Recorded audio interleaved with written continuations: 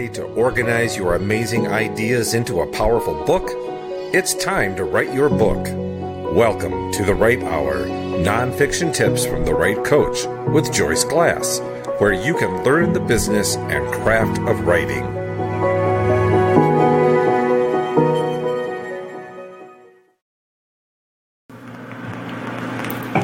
Welcome to episode 603 of The Right Hour. The writing journey can be a tough road, but today Bob Hostetler shares encouragement for you when you faced rejection as a writer and how to persevere in the waiting. Bob is an award-winning writer, editor, speaker, and literary agent from southwestern Ohio. His 50 books, which include The Bone Box and American Idols, The Worship of the American Dream, have sold millions of copies. He has co-authored 11 books with Josh McDowell, including the best-selling Right from Wrong, What You Need to Know to Help Youth Make Right Choices, and the award-winning Don't Check Your Brains at the Door. He has won 2 Gold Medallion Awards, 4 Ohio Associated Press Awards, and an Amy Foundation Award, among others. Bob is a frequent speaker at churches, conferences, and retreats. He has been a disc jockey, pastor, magazine editor, freelance book editor, and with his wife Robin, they have fostered 10 boys, though not all at the same time. Bob and Robin have 2 adult children, Aubrey and Aaron, and a son-in-law, Kevin, and a daughter-in-law, Nina, along with their many grandchildren. You can learn more about Bob in the show notes. If your writing career has challenged you lately, this podcast will inspire you to keep going.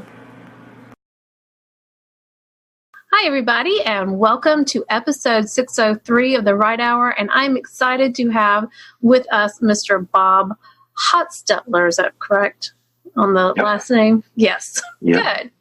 Bob, it's so good to have you here. Thank you. It's a joy, Joyce. Thank you. Well, let's jump in because Bob has some exciting adventures I know that he probably is going to share with us. He's had an exciting life, and I'm excited to hear a little bit more about it. And so tell us a little bit about your journey to becoming a writer and as well as an agent. Yeah, well, it's not something I necessarily planned. People ask me all the time, how did you become a writer? And my stock response is that's how I was raised. I was raised in a family of readers and writers.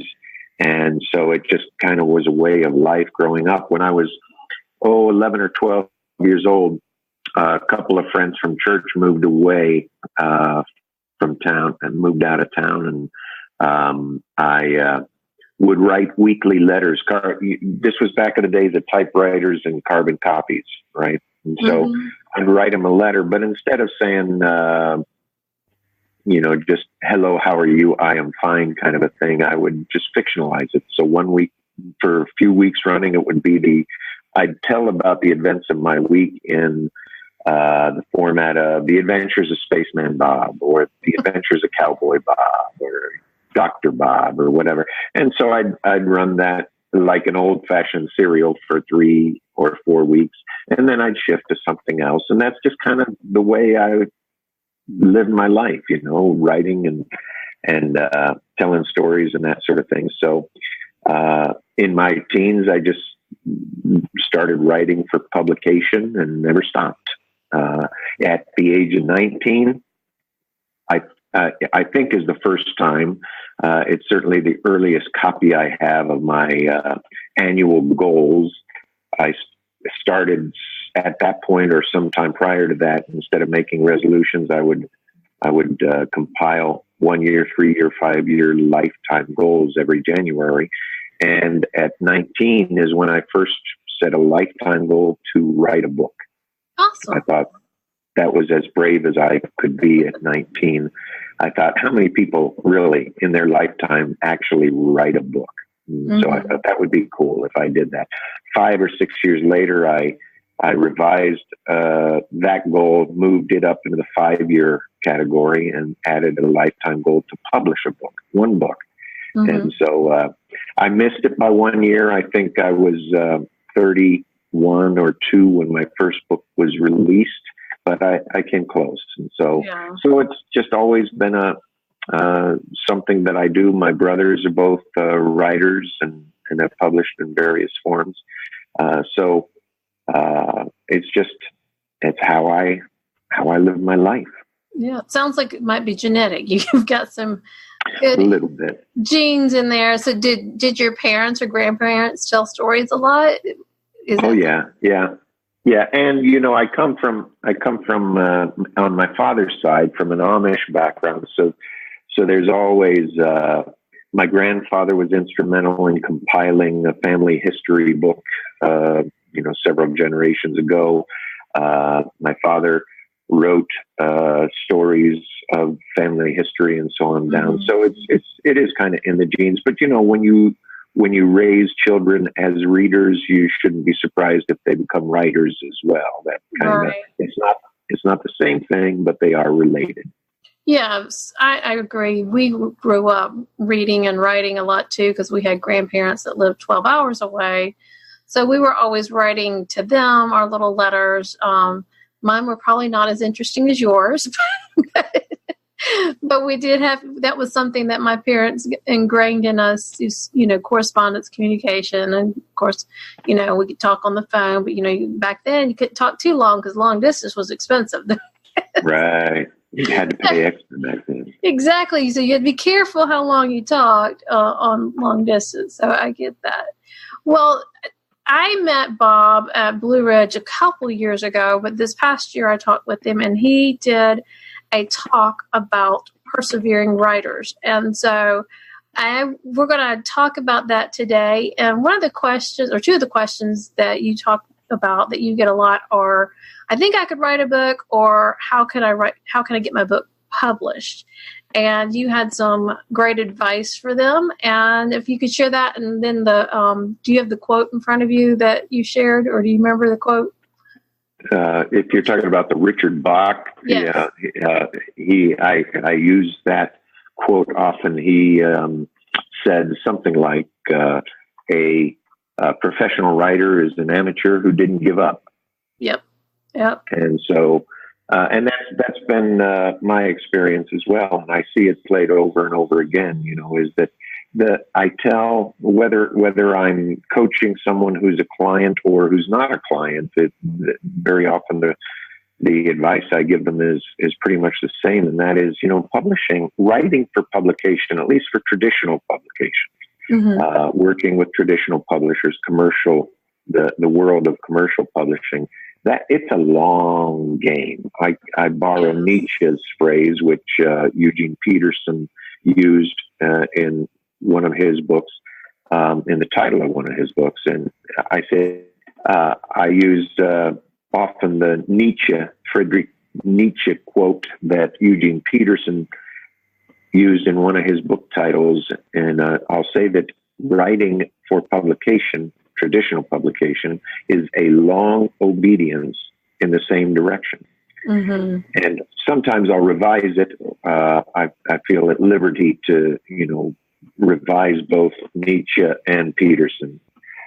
Not that I'm anywhere near either of them in any way, but I'll say to my clients and folks I coach and teach, it's a long obedience in an uphill direction. Not just the same direction, but it's uphill. It takes a long time. And so one of the best traits that a writer who is becoming a professional writer, who is writing for publication, whether in articles or devotions or books, what have you, blog posts, etc., is just keep moving.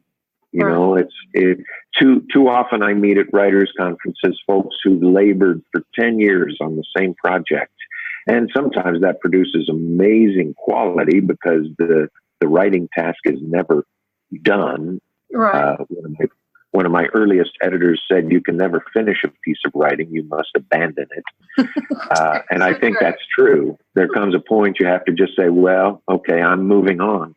But it breaks my heart sometimes to see folks who've labored on this one thing for 10 years and they haven't started the next thing. They haven't even imagined that there would be a next thing.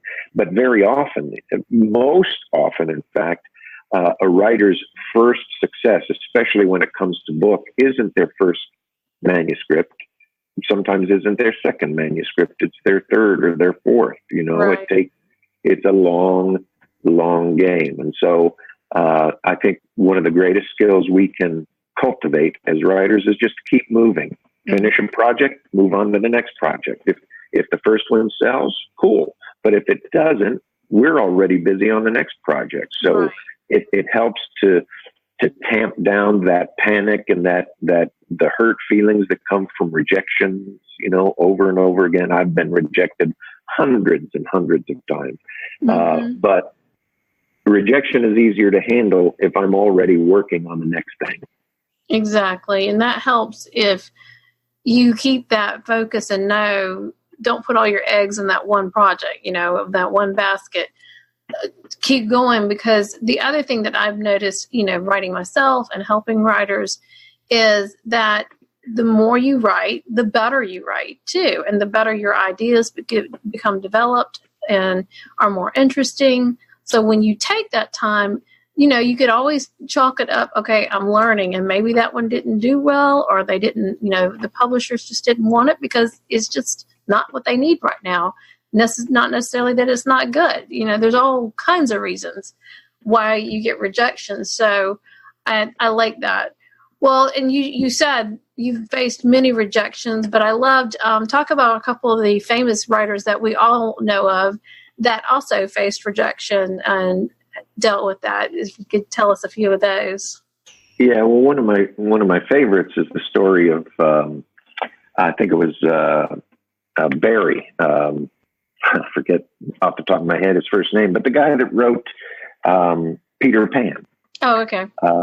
Yeah, he was apparently on his way to, he had just received a rejection and was on his way to burn a manuscript, his Peter Pan manuscript, and met a friend who worked at a publishing house and told him he just suffered this devastating rejection. And so the friend said, well, let me see it. And that became Peter Pan. But just a few minutes maybe even seconds later, if the two had missed each other, Peter Pan would never have come to exist or to be published. Right. So it would have been lost to us. And so, yeah, over and over again, one of the first novel I ever completed was, it was eventually published, but it was accepted for publication on its 108th submission. Now, this was back in the days. I didn't have an agent, and I didn't really know what I was doing. So I'm sure, roughly 100 of those submissions were to somebody who didn't publish, all that sort of stuff. Right. So, but I was still learning, and I'm still learning today, but it was accepted on its 108th submission by an editor who had rejected it the previous year. But this is one of those few times I've been smart in this business. He had written a nice little note on his rejection that said, I really like this, but I didn't have room for it on our list this year. And he didn't say anything more, didn't invite resubmission, but I kept that. And I used this thing called a bring up file. Some people call it a tickler file.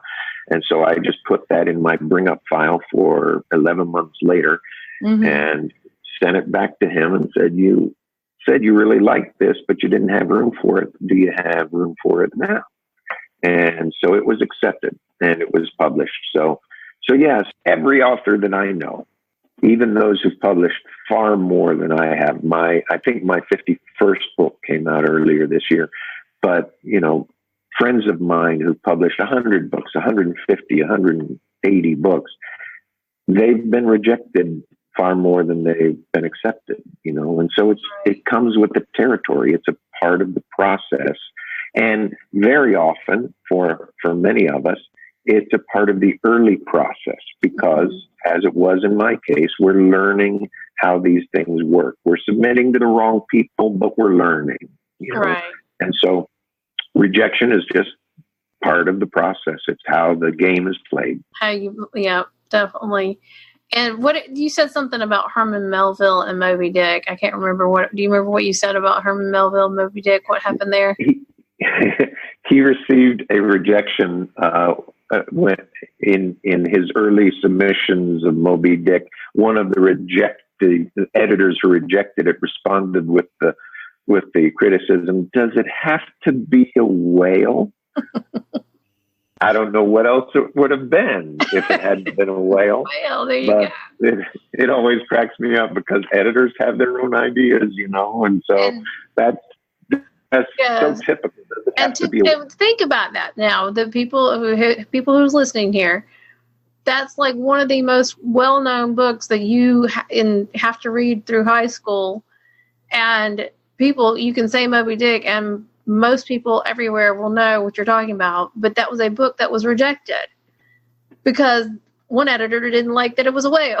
Yeah, so maybe it should have been a cute little lobster. I don't know what he was thinking or she was thinking, but yeah. Exactly. And so I take that as comfort, and like I read Stephen King's On Writing. I don't like his books, but his On Writing book I liked because he's real and he's honest about the same kind of thing. He wrote and wrote and wrote, and he would stack up his rejection letters. I know when he was first writing and he was still living at home with his mother, he had a nail in his room that was sticking out from somewhere, and he'd stick those rejection letters on that nail. And, that's a sign of actually you're making progress, even though you may not feel like you're making progress. You're making progress because that's one more no leads you to that yes eventually. And whether it's that book or another book, hopefully you'll get that. Well, tell us a little bit, what does success really look like in writing? Because I think you probably found out a lot of people have a big misconception. Yeah. In fact, I'm working on I keynote often at writers' conferences, and one of the new keynotes that I'm developing is the successful writer, because I think it is important to define. We have very often we borrow our concepts of success as writers. Stephen King, he's published a bajillion books and made millions of dollars. That's success. So we borrow these concepts of success from other writers, and always, of course, more accomplished or successful writers than we consider ourselves to be.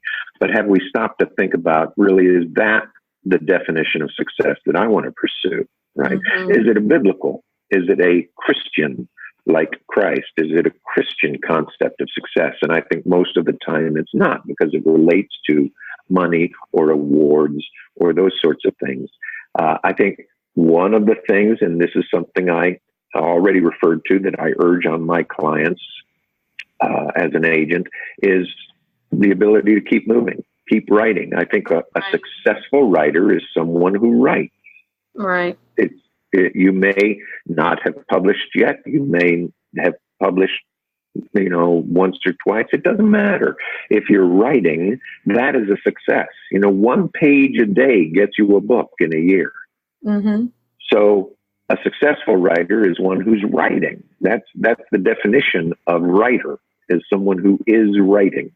But there's sure there's the standard of publication, because we want to learn, we want to be read.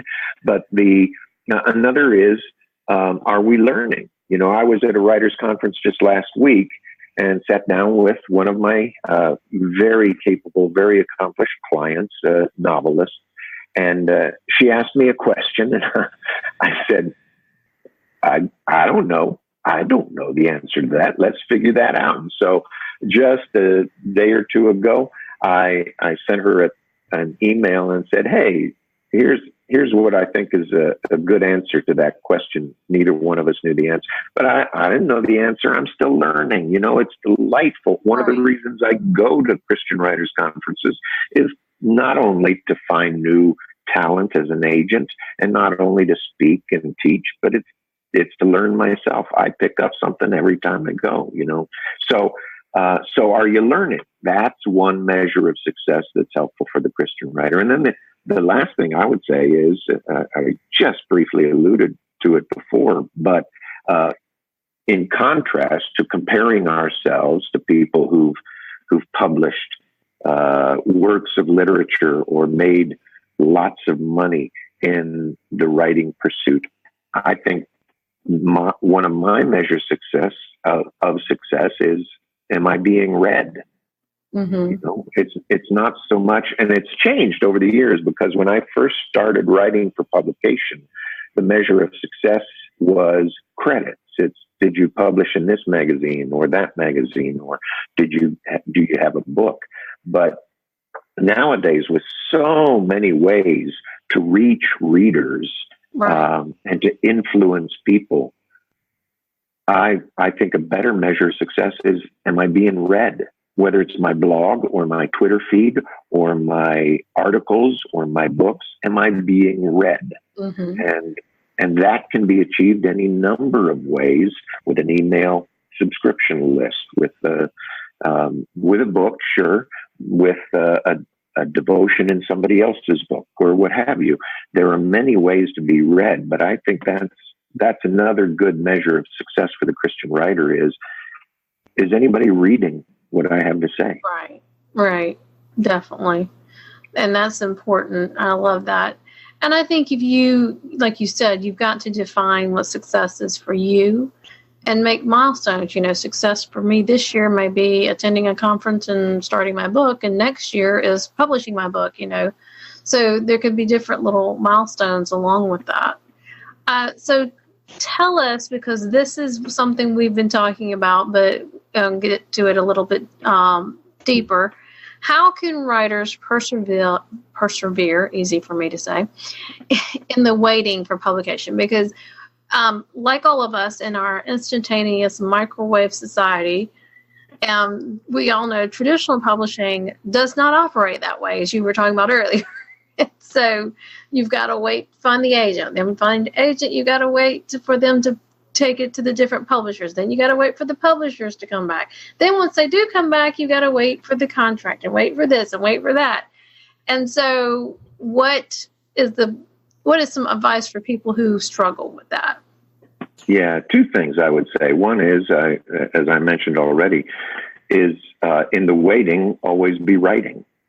Definitely. Whatever it may be, right? So waiting is easier, just like rejection is easier if you're writing anyway. You're going to write, right? But a lot of us, we get impatient and we think, you know, all I need is an agent. All I need is that contract, and then I'll write this thing.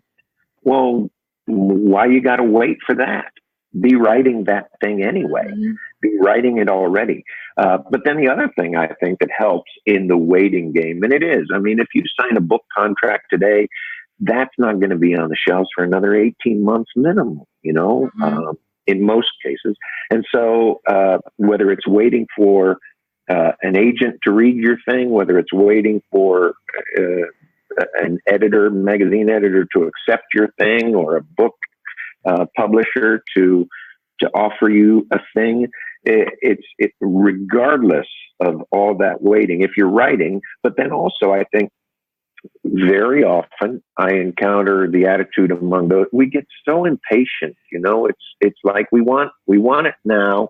We expect it now. We're praying for it now. And so God needs to answer our prayers now, but his ways are not our ways. His timeline is not our timeline. So what are we going to do in the meantime? And often I'll read a book proposal from an aspiring writer that says, you know, when my book is released, here's what I'm going to do. And there's some good ideas in that, right? Some awesome marketing ideas. And really, all of those things can be done before your book is accepted for publication. Well, with one exception, you can't really do a book signing till you've got a book. But everything else, from building social media, from you know, getting a cool website, from having an email subscription list that people can sign up for, from speaking engagements to reading in libraries and schools, and all that sort of thing can be done. Getting excitement going, because the podcast before this, Blythe Daniel talks about a book launch team, and that's something that takes time to assemble and to plan out and to get all the things ready, that is something you can be doing in the waiting. You may have to change some of it up once you get with the publisher, but if you've got a plan in place, it's going to be a whole lot easier to implement than if you sit around and wait till everything happens all at one time, and then you're a crazy woman or man trying to do it all. So right, and excuse me. In recent years, one of the things that that I've noticed is, my book launch teams, my street teams, as we sometimes call them, are typically, at least a large percentage of them, are formed out of my prayer team. When I'm conceptualizing a project, when I'm thinking of a new book, when I'm struggling with a writing idea, I have a prayer team, and some people come off it, some people come on it, depending on the project. But I have a prayer team. Well, you don't have to have a book to assemble a prayer team. Mm-hmm. And then if you've got people praying for your writing, then when you're ready to assemble a launch team for your book that's coming out next year, then obviously you want your best prayer warriors on your launch team, right? So you don't have to wait even for a launch team. Just until it's a launch team, it's a prayer team. Right. And that's great. That's a great idea, and something that after I finished my first book, it was a devotional, I came under attack, and it's something that I realized Beth Moore talked about, that you need to have prayer warriors if you're a Christian and writing a Christian book before, during, and after the process, because that is when the enemy is going to be coming after you. And I love that. A prayer team turns into your launch team. So I think that's an excellent idea. And they're invested because they've been praying for you and they know about the project. Right. And then they also, there's a significant overlap, at least for me, in my prayer team, my critique team, and my launch team. Mm-hmm. Not everyone, but a whole lot of those people are on all the teams, because mm-hmm. There's a lot of overlap between those three things, because those are the people who supported me in prayer, that have also critiqued a cover or a chapter or a scene. And it's only natural then that they would be the ones to join the launch team and help me get the word out. So they all work together. Definitely. I love that. It's a great way to, like I said, then they're invested too, because they've been a part of the project. And it's fun to be a part of something like that for those that love to read and be involved in those. Some of those are writers as well themselves. So that's always fun.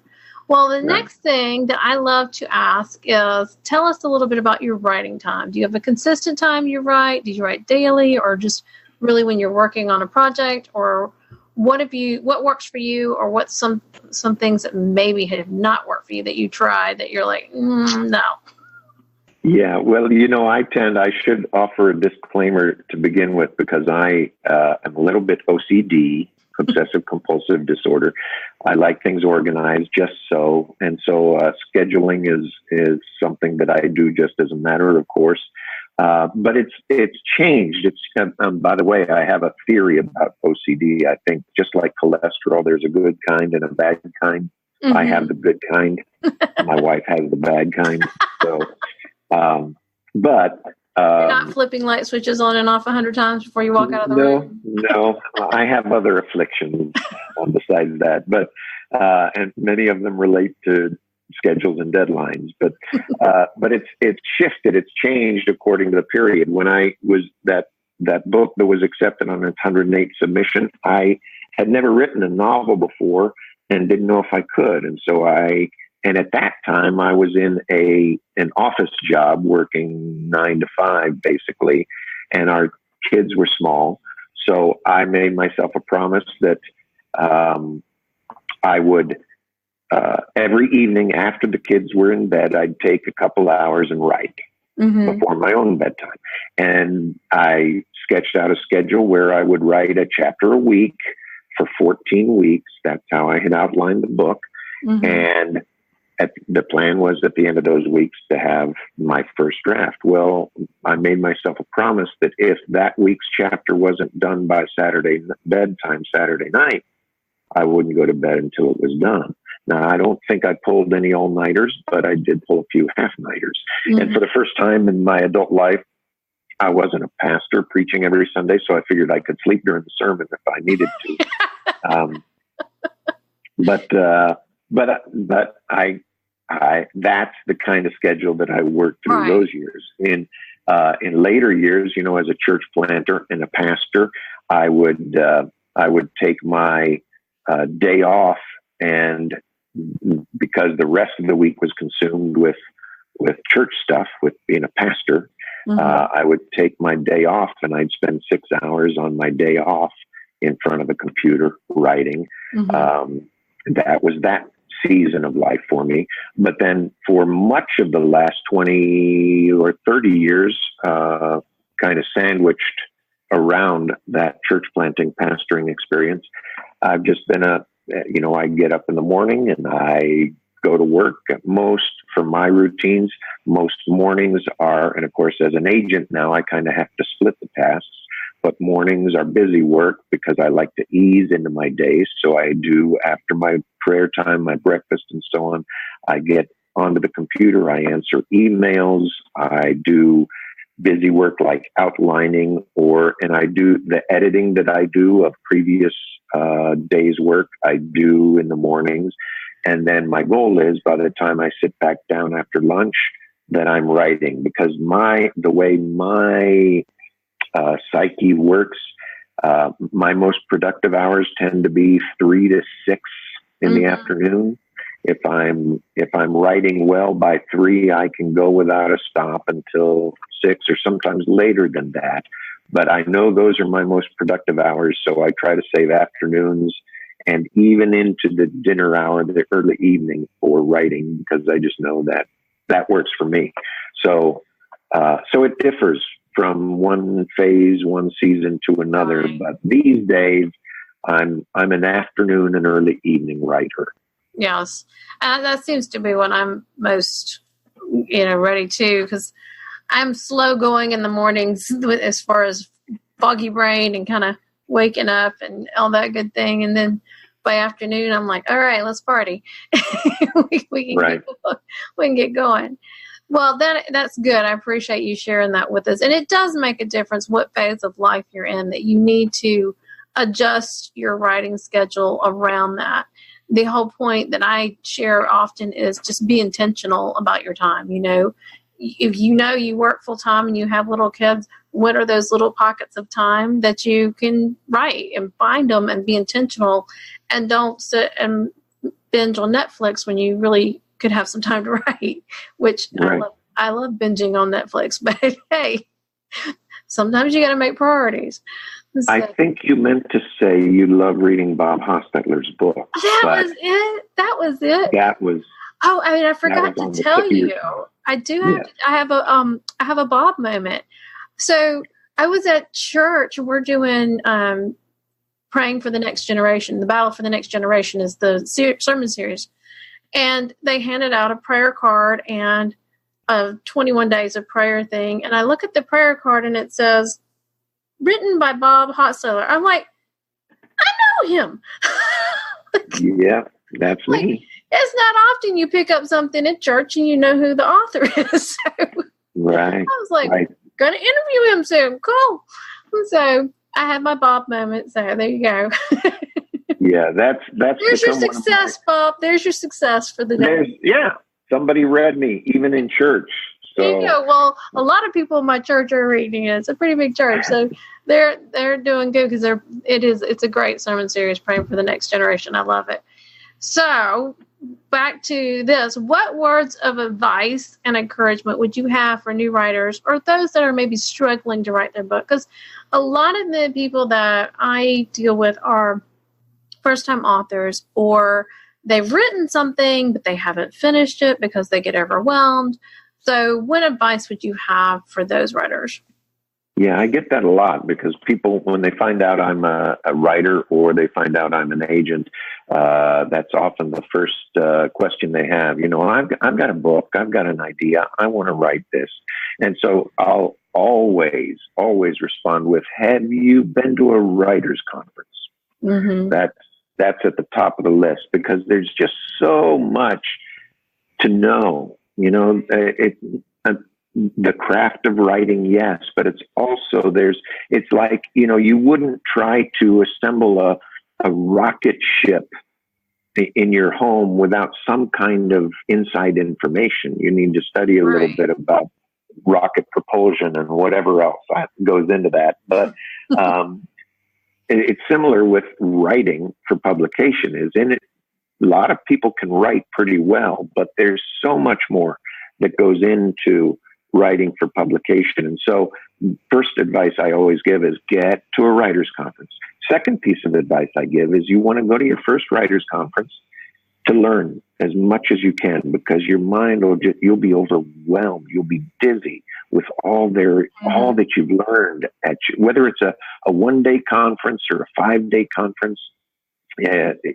In any case, your brain will be on overload from all the stuff that you've learned, the people that you've met, the relationships that you've started. So your first Christian Writers Conference is an opportunity to learn. But after that, your second and third and fourth, because a lot of people don't realize you don't just go to one writers conference and then you dust your hands off. It's not like going to college for 4 years. No, it's not. It's not. So it needs to be a way of life, whether it's 1 a year or 2 a year or whatever it might be.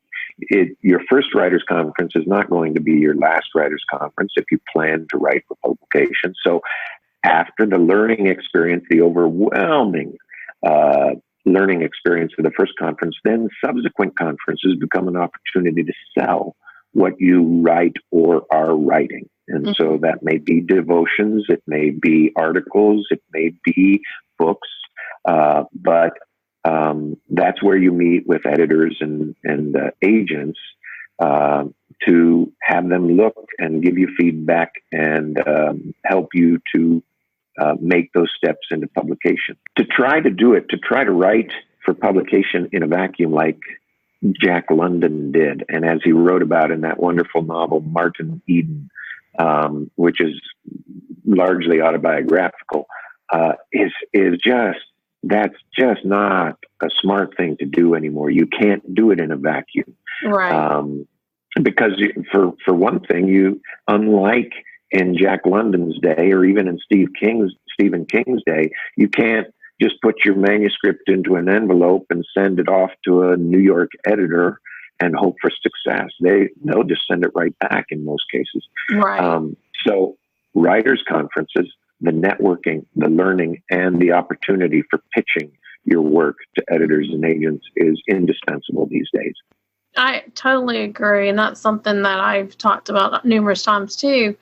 The connections that I've made have been fabulous. I mean, I get to meet people like Bob, and I don't know if you know Karen Porter. I met her the other week, and she's really good. She's a gem. And just some, just so many people. And I'm now working with Michelle and Bethany some on some projects. And the things about working with each other too is it also helps hone your skills. Like I'm learning some things from Bethany and Michelle because they're further along than I am on some things. And they do things differently than I do. And so it's always good to see what other people do and what works for them. And sometimes that'll work for you. But the other thing about the writers' conferences is things change in the publishing industry. And if you don't go to these, you're not going to know what the changes are. And you may be using old information and trying to get a publication and you don't know why it's not working, and you didn't hear, okay, well, this year they don't want memoirs because they're done, memoirs are out, whatever it may be, And so I wholeheartedly agree. I love that and love the connections that I have made there and learning so much. And like you said, if you want to be professional, then you need to treat this like a profession and invest in yourself and invest in learning so that you can be as professional as possible. And that's what's going to get you published, is knowing what you know and having the skills to write and the connections. And yeah, those connections are, and you don't know how absolutely helpful those are going to be. 5 or 7 years ago, Bethany and Michelle didn't know each other, but I got to give you a word of warning. That Michelle Medlock Adams person, she accuses people of stealing chocolate, and it's just not true. I want to establish that. It's just not true. She has this thing. I don't know. I wonder about that, though. I bet you it could be true. I bet you I know who does it. Yeah. I know. I've also heard that there's this person goes around and puts selfies on everybody's phones, too. It's all rumor and innuendo is what that is. All rumor and innuendo. Okay. Yeah, but really, 25 years ago, I didn't know Steve Lobby. He became a friend because we were often at the same writers' conferences, and then he became my agent, and then that would have been 15 years ago, and then about 3 years ago, he started twisting my arm to consider becoming a new agent with the Steve Lobby agency. And so all of that, I never knew when Steve and I hit it off as friends that he would one day be my agent, let alone that I would one day be an agent in his agency. But these doors open to you as a result of the friendships. I say this often at writers' conferences. The cynic says it's not what you know, it's who you know. And I say that's true in as much as publishing, and particularly Christian publishing, like the rest of life, is all about relationships. Mm-hmm. Right? So it is about who you know. And those relationships are one of the things that open doors to you in the future. And you can't predict, you can't plan. It's just going to happen as you get to these conferences and get to know people. Exactly. So definitely, I love that. Well, I appreciate it. And Bob, it's been wonderful having you here. You have given us some great encouragement on persevering in the writing journey. And that's why I always invite people to write my book group on Facebook. I do encouraging there for anybody who needs it, and it's a place for them to share with each other. And so that is another avenue that people can have connection with writers, because that's that's what makes it more fun too. I mean, if you're an introvert, sitting at home on your computer all day probably makes you happy. For extroverts like me, I got to have a little interaction at some point in the day. So it's always fun. So I appreciate you being here, and thank you for your help with us today. Thank you, Joyce. It's always a pleasure to talk to you. Great. Well, have a good one.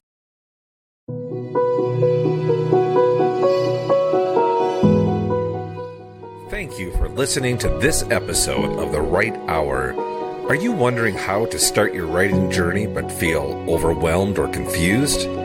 After taking 4 years to write her first book, Joyce completely understands. She created the 4 Steps to the Right Book to help you clarify your focus, create and organize your content, and complete your book. She shares tips on the writing process, and you can download the Writing Planner to track your progress and create weekly and monthly milestones to complete your book. You can sign up for the short email series at therightcoach.biz. That's TheRightCoach.biz. Or go to the link in the show notes for the podcasts.